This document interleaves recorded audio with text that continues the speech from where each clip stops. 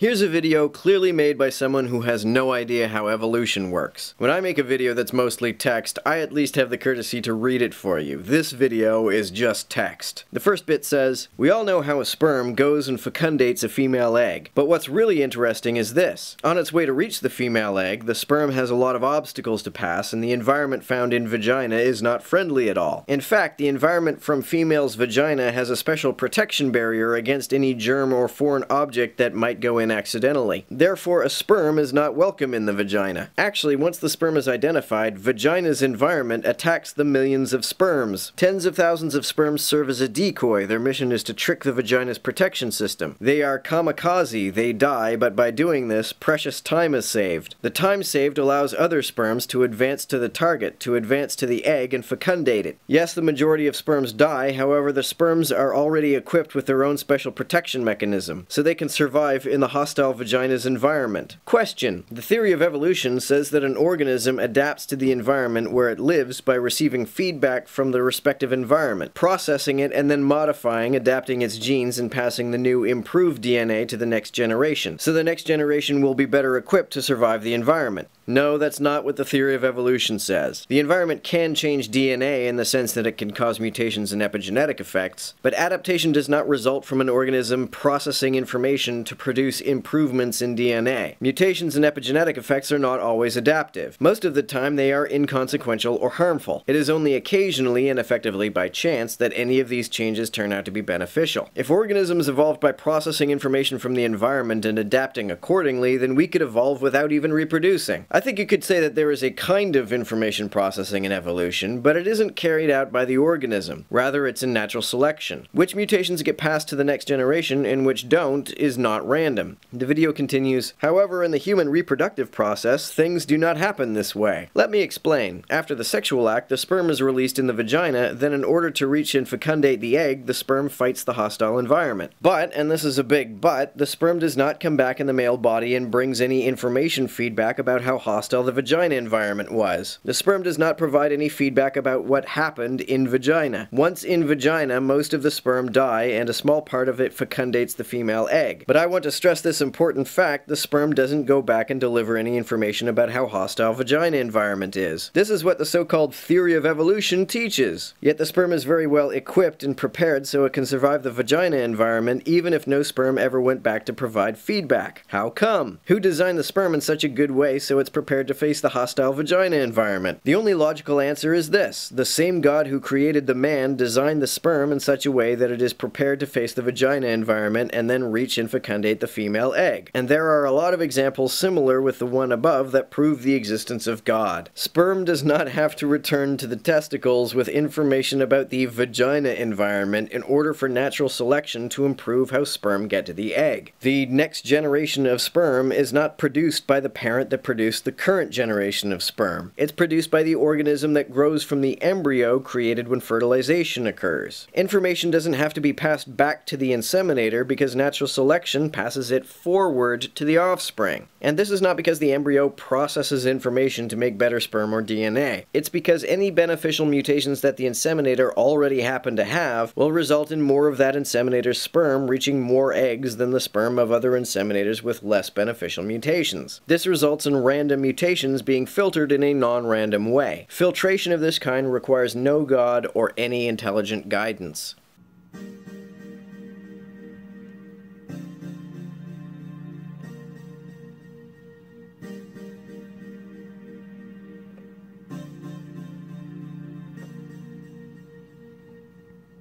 To everyone who helps me out on Patreon, you're a big help. Thanks so much.